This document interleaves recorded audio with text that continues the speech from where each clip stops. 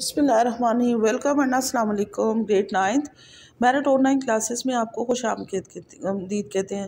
तो 9th class हम लोग अपने पाकिस्तान स्टडीज़ यानी मुताला पाकिस्तान में जो है वो अपने कुछ टॉपिक्स जो थे जो हम लोगों ने उसको मुकम्मल किया, उसके बाद अपना होमवर्क कर रहे थे। कल मैंने आपको जो 2 शार्ट क्वेश्चन जो थे वो करवाए थे, तो उम्मीद है आपने उनको अपनी नोटबुक के ऊपर लिख लिया होगा। तो स्टूडेंट्स अब नेक्स्ट करते हैं कि अगले हम क्वेश्चन की तरफ बढ़ते हैं। जी स्टूडेंट्स, तो आज का जो हमारा क्वेश्चन है कि what Islam says about behaviour with minorities, कि हमारा जो मज़हब इस्लाम है ये जो माइनॉरिटीज़ यानी नॉन मुस्लिम्स जो लोग होते हैं उनके बारे में कैसे जो है बर्ताव की तालीम देता है। तो सबसे पहले कहते हैं behaviour with minorities. Islam is more particular in looking after the rights of non-Muslims as well. They are a liberty to live peacefully and offer their religious service freely. कि इस्लाम जो है वो गैर मुस्लिम जितने भी हैं उनके साथ जो है वो मसावियाना यानी बराबरी की बुनियाद पर आप जो है वो उनके साथ बर्ताव करने का हुक्म देता है। वो जो है दे आर अ लिबर्टी आज़ादी देता है टू लिव पीसफुली, अमन से रहें, and offer there religious services freely, कि वो अपनी जितने भी वो उनकी हैं उनकी जो सर्विसेज है चाहे वो सोशल है रिलीजियस है जो भी हैं, यानी दे लिबर्टी आज़ादी दी है उन्हें कि वो अमन के साथ अपनी जो मजहबी रसूमात है उनको आज़ादी के साथ कर लें। ठीक हो गया। तो फिर सेकेंडली कहता है कि freely they can not compel to get converted into Islam, उन्हें और उसके साथ दे कैन नॉट बी, उन पर कोई भी ज़बरदस्ती नहीं है कि उनको टू गेट कन्वर्टेड इस्लाम कि वो लाजमी मज़हब इस्लाम को अडॉप्ट करें, बल्कि उन्हें आज़ादी हासिल है कि वो अपने मज़हब में जो वो सर्विसेज करते हैं उसमें वो बिल्कुल आज़ाद है। हम उनको किसी को भी ये नहीं कहेंगे कि वो ज़बरदस्ती जो है इस्लाम कबूल करें। सेकंड कहते हैं इक्वल राइट्स ऑफ माइनॉरिटीज़। अब यहाँ पे कहते हैं कि क्या है इक्वल राइट्स ऑफ माइनॉरिटीज़, कि यहाँ पर जो बराबर के शहरी हकूक़ है। इस्लाम इन एन इस्लामिक स्टेट, कि एक जो इस्लामी रियासत होती है, नॉन मुस्लिम्स गैर मुस्लिम माइनॉरिटी जो अक़लियत है are also granted equal civics rights, कि उन्हें बराबर जो है वो शहरी बराबरी के शहरी हकूक़ उन्हें हासिल हैं। They have an equal social status with the Muslim citizen, कि उन्हें जो है वो एक सोशल स्टेटस जो है एक मुसलमान जैसे शहरी को मिलता है इसके बराबर उन्हें वो हक दिया जाता है। They have every right to protect their language, उनको पूरा ये हक हासिल है कि वो अपनी ज़बान, कल्चर यानी सकाफ़त, एंड प्लेस ऑफ वर्शिप, और जो उनकी इबादत गाहें जो हैं वो उनको पूरा हक है कि उनको इस्तेमाल करे। The non Muslim minorities are granted equal right in the constitution of Pakistan, और जो गैर मुस्लिम जितने भी हैं उन्हें पाकिस्तान के आइन में तमाम जितने भी माइनॉरिटीज़ हैं नॉन मुस्लिम माइनॉरिटीज़ हैं उन्हें उनके हकूक़ की ज़मानत दी गई। यानी इसमें भी कह रहा है कि इक्वल राइट्स ऑफ माइनॉरिटी की जो मुसलमानों के जितने भी मुसलमान मुल्क में जो नॉन मुस्लिम्स माइनॉरिटी है उन्हें शहरी हकूक़ हासिल हैं, और उन्हें सोशल स्टेटस भी है कि मुसलमान सिटीज़न की हैसियत से जितने उनको जो हकूक़ हासिल है वो उन्हें भी हासिल है, और उन्हें राइट है बिल्कुल कि वो अपनी ज़बान, अपनी कल्चर, सकाफ़त और अपनी प्लेस ऑफ वर्शिप जो उनकी जो इबादत गाहें हैं उनको पूरा उनको तहफ़्फ़ुज़ का पूरा उन्हें हक हासिल है। Quaid-e-Azam view about the rights of minority. अब कायद-ए-आज़म ने क्या व्यू दिया माइनॉरिटीज़ के बारे में। कायद-ए-आज़म मोहम्मद अली जिन्ना टोल्ड, उन्होंने कहा इन हिज स्पीच, अपनी तकरीर में डिलीवर्ड ऑन 11 अगस्त 1947, जो उन्होंने 11 अगस्त 1947 को की थी, before the constituent assembly of Pakistan, Pakistan की जो असम्बली थी उससे पहले। ठीक है, कहते यू आर फ्री, तुम बिल्कुल आज़ाद हो। You are free to go to your temples, कि आप अपने मास्क जो आपके टेम्पल्स हैं आपके उनमें मॉस्क में, यानी आप अपने मंदिरों में, टेम्पल्स या मॉस्क, मसाजिद में, and other place of worship in the state of Pakistan की, चाहे आप अब एक मुसलमान यानी पाकिस्तान स्टेट में आप लोग बिल्कुल फ्री हैं, चाहे आप अपनी जो आपकी इबादतगाह है, चाहे वो मस्जिद है या कोई और इबादतगाह है या फिर मंदिर वगैरह, उन सब में आपको इबादत के लिए आप बिल्कुल फ्री हैं, आपको कोई भी रोक टोक नहीं होगी। You may belong to any religion, आप किसी भी मज़हब से ताल्लुक़ रखें, सेक्ट और क्रीड, किसी फ़िरके या नस्ल से। It has nothing to do with the business of state, तो इसका आपकी स्टेट यानी आपकी हुकूमत का इससे कोई सरोकार नहीं है। We are making the beginning of our system, कि हम वो निज़ाम बना रहे हैं विद दिस फंडामेंटल प्रिंसिपल, इस बुनियादी असूल के साथ, that we all are equal citizen of one state, कि हम सारे के सारे एक जो इक्वल स्टेट है, जो बराबर, उनमें सबको बराबर के हकूक हासिल हैं। ठीक हो गया, ये तो हमारा हो गया जी आज का क्वेश्चन नंबर जो था 4। अब हमारा आ जाता है क्वेश्चन नंबर 5। क्वेश्चन नंबर 5 क्या है कि why Hindus oppose the Urdu language, के जो हिंदूज थे वो उर्दू लैंग्वेज के ख़िलाफ़ क्यों थे। तो सबसे पहले कहते हैं Urdu language was developed during Muslim rule, क्योंकि उर्दू जो थी वो मुस्लिम रूल में परवान चढ़ी। ठीक हो गया।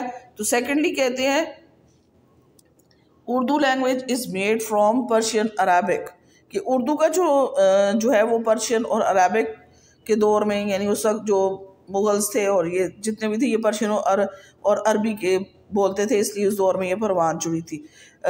तुर्किश एंड पश्तो लैंग्वेज, के ये जो थी वो उर्दू लैंग्वेज जो थी वो पर्शियन थी, अरबिक, तुर्किश और पश्तो लैंग्वेज को के साथ जो थी वो उसको दौर में ये परवान चढ़ी थी। It is written in Arabic and Persian script.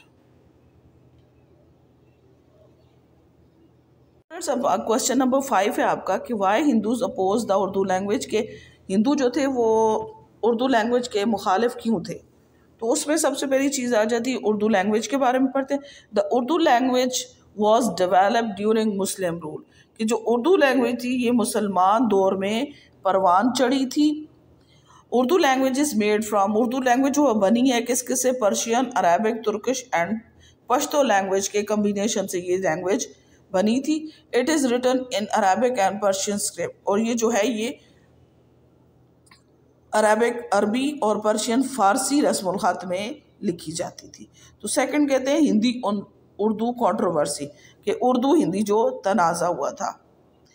Hindi Urdu controversy started at Banaras, Urdu Hindi जो तनाज़ा था ये स्टार्ट हुआ 1867 में बनारस के मकाम पर। It convince that if Hindus and Muslim could not agree even the choice of a national language, it convince उन्हें convince कर रहे थे that if Hindus and Muslims could not agree, अगर वो एग्री नहीं होते even the choice of national language, की ये जो है ये जो कौमी ज़बान है इसके लिए वो नहीं उस पर एक हो रहे थे। So how could they live in a single state having such differences.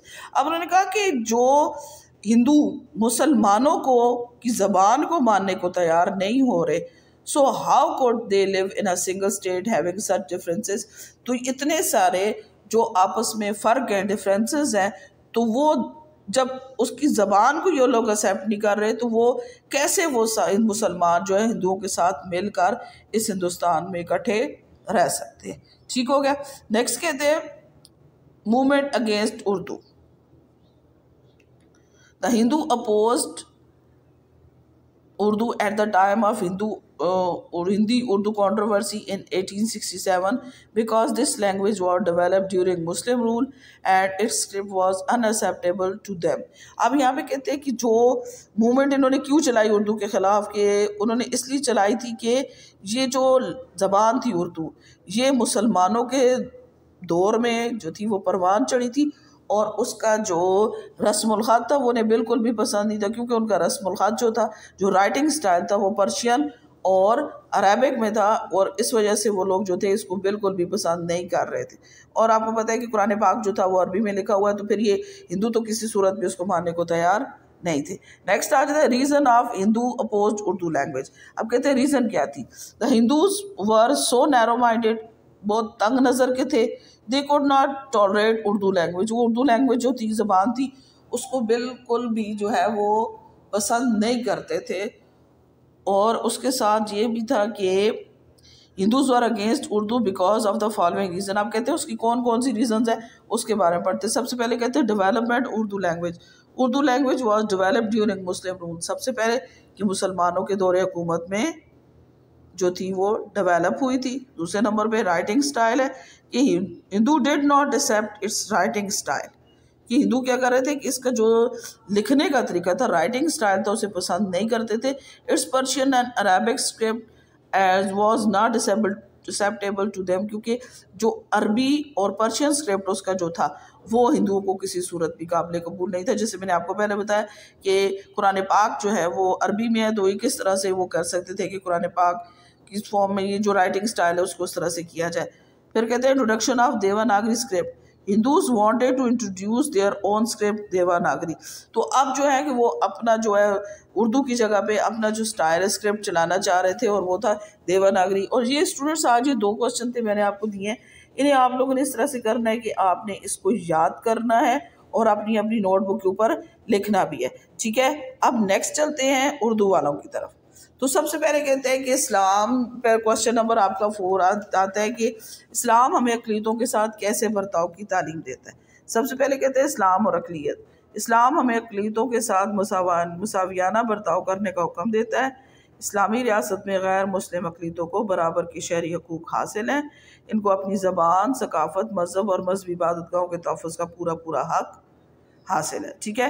अब एक हदीस के बताया गया है कि नबी सल्लल्लाहु अलैहि वसल्लम के मौके पर फैसला किया था कि इनकी जान और माल और तमद्दुन की हिफाजत हमारे ज़िम्मे की। जो माइनॉरिटी जितने भी है, यानी इस्लाम में शुरू से ही अगर हम देखते हैं तो उसमें जो अक़लियतें हैं, जो नॉन मुस्लिम्स हैं, उनके साथ मुसावियाना बर्ताव की तालीम का हुक्म दिया गया है। फिर कायदे-ए-आज़म और अक़लियतें। कायदे-ए-आज़म ने 11 अगस्त 1947 को दस्तूर साज़ असम्बली से खिताब करते हुए फरमाया, आप आज़ाद हैं अपने मंदिरों, मस्जिदों और दीगर इबादत गाहों में।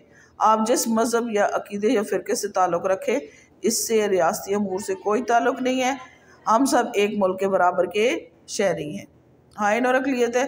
पाकिस्तान के आइन में भी गैर मुस्लिम अक़लियतों के हकूक़ की ज़मानत दी गई है। 1973 के आइन में हिंदू, मुस्लिम, सिख, ईसाई सबको बराबर की शहरी हकूक़ हासिल थे, ठीक है। नेक्स्ट आ जाता है कि हिंदुओं ने उर्दू ज़बान की मुखालफत क्यों की। अब सबसे पहले क्या मुखालफत क्यों की कि वो हिंदी ज़बान को अदालतों में नाफिज करना चाहते थे और हिंदी ज़बान को तालीम का ज़रिया बनाना चाहते थे। अब उन्होंने मुसलमानों की क्यों की। सबसे पहले कहते हैं मुस्लिम दौर हुकूमत था। हिंदू उर्दू ज़बान की मुखालफत इस वजह से भी कर रहे थे क्योंकि उर्दू चूँकि मुस्लिम दौर में परवान चढ़ी थी और वो उर्दू को मुसलमानों की ज़बान समझते थे और वो मुसलमानों से नफ़रत करते थे, क्योंकि मुसलमानों ने जो थी वो लंबे अरसे तक हिंदुस्तान पर हुकूमत की और इसके साथ साथ हिंदू जो थे मुसलमानों और उर्दू दोनों से नफ़रत करते थे। अब क्या कहते हैं, अरबी और फ़ारसी रस्मुल ख़त के मुशाबा, यानी राइटिंग स्टाइल था। जो रस्मुल ख़त था अरबी और फ़ारसी से मिलता जुलता था। अरबी और फ़ारसी में हिंदुस्तान के मुसलमानों की ज़बानें थी और उर्दू का रस्मुल ख़त उनसे मिलता जुलता था। इस वजह से उर्दू को भी सिर्फ मुसलमानों की ज़बान समझते थे और उर्दू से नफ़रत करते थे। 1867 में उर्दू ज़बान के ख़िलाफ़ तहरीक। 1867 में बनारस के हिंदुओं ने उर्दू ज़बान के ख़िलाफ़ बाकायदा तहरीक चलाई। उन्होंने उर्दू और मुसलमानों के ख़िलाफ़ नफ़रत का इज़हार किया और उन्होंने क्या किया कि हम लोग जो है मुसलमानों के जो राइटिंग स्टाइल है वो नहीं, बल्कि हम देवनागरी जो स्टाइल है उसे हम इंट्रोड्यूस करते हैं और वो कहते हैं कि उसी के मुताबिक हो कि हमारे सिर्फ और सिर्फ जो है कि हिंदी ज़बान जो है वो अदालतों में नाफिज हो और उसी को तालीम का ज़रिया बनाया जाए। उर्दू को बिल्कुल भी इससे बीच में से हटा देना चाहिए। तो स्टूडेंट्स, ये हमारा आज का काम था। तो दोनों ने इसके साथ मैं आपको तस्वीरें भी शेयर करूँगी। आप लोगों ने काम जो है वो अपनी नोटबुक पे लिखना है और याद भी करना है। अपना बहुत ख्याल रखिएगा। अल्लाह हाफ़िज़।